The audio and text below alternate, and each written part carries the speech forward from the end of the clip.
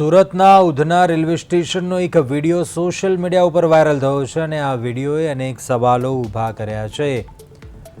ઉનાળુ વેકેશન, તહેવારો અને કેટલાક ઉદ્યોગોમાં મંદીને કારણે મોટી સંખ્યામાં પરપ્રાંતીય શ્રમિકો વતન જવા માટે સ્ટેશન પર ઉમટી પડ્યા હતા અને પરિસ્થિતિ બેકાબૂ બનતા અને ભીડને નિયંત્રિત કરવા માટે પોલીસે હળવો લાઠીચાર્જ કરવો પડ્યો હતો, જેને કારણે મુસાફરોમાં નાસભાગ અને ગભરાટ ફેલાયો હતો। પોલીસની આ કામગીરી અને મુસાફરો સાથેના ગેરવર્તનના આક્ષેપોને લઈને તંત્ર સામે અનેક સવાલો ઉઠ્યા છે। સુરતના ઉધના રેલવે સ્ટેશન પરનો વિડીયો વાયરલ થયો છે। યાત્રીઓ સાથે મારપીટના ગંભીર આક્ષેપો થયા। પોલીસની કામગીરી ઉપર પણ સવાલો ઉઠ્યા છે। જોકે વિડીયો વાયરલ થતા ચકચાર મચી છે। રેલવે તંત્ર સામે અનેક સવાલો ઉઠ્યા છે।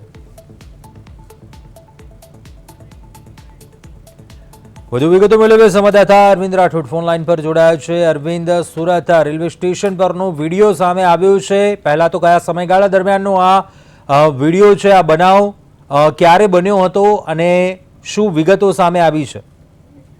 બિલકુલ, સુરતના થોડા સમય પહેલાનો જ વિડીયો હોવાનું અનુમાન છે ને ખાસ કરીને ઉધના રેલવે સ્ટેશનનો આ વિડીયો છે તે અત્યારે સોશિયલ મીડિયામાં જે પ્રકારે વાયરલ થયો છે અને વિડીયોમાં અનેક પ્રશ્નાર્થો છે તે પોલીસ પ્રશાસન સામે ઉઠી રહ્યા છે, કારણ કે યાત્રીઓ સાથે આ રીતની મારપીટ અને જે રીતનું ગેરવર્તણૂક છે એટલે અનેક આક્ષેપો વચ્ચે આ પોલીસની જે કામગીરી સામે ચોક્કસથી સવાલો ઉઠી રહ્યા છે। પરંતુ આખરે આ ઘટનામાં જે પ્રકારે વિડીયો વાયરલ થયો છે એટલે ચોક્કસ જે પોલીસ અધિકારીએ તેમની સાથે આ મારપીટ કરી છે અને યાત્રી સાથે જે રીતનું ગેરવર્તન કરવામાં આવ્યું છે ત્યારે ચોક્કસ સોશિયલ મીડિયામાં જે રીતે ફિટકાર વરસાવી રહ્યો કે પોલીસનો આવો ચહેરો પણ જે રીતનો છે કે સામાન્ય લોકોને, યાત્રીઓને આ રીતે હેરાન પરેશાન કરતો હોય પોલીસ માટે, ખાકી માટે ખરેખર જોવા જાય ગુંજ તો આ એક શરમજનક ઘટના છે। હવે સોશિયલ મીડિયામાં જે પ્રકારે વિડીયો વાયરલ થયો ત્યારે વિડીયો વાયરલના આધારે હવે જોવાનું રહેશે કે ઉપલી અધિકારી, પોલીસ કમિશનર સહિતના લોકો છે તે કેવા પ્રકારના પગલા ભરશે। જી કુંજ।